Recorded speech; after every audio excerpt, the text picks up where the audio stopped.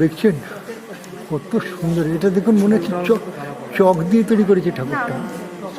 চকের ঠাকুর, এই তো লেখেন চকের প্রতিমা, এই দেখুন চকের প্রতিমা দেখতে পাচ্ছেন, এই দেখুন দারুণ দারুণ। আপনারা চলে আসুন, এখানে দেখবেন কত দুর্গা ঠাকুর।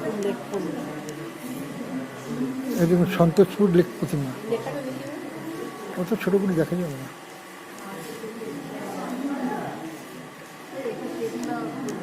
আমার চ্যানেলটাকে লাইক শেয়ার এবং সাবস্ক্রাইব করে দিন। এই দেখুন আর একটা ঠাকুর,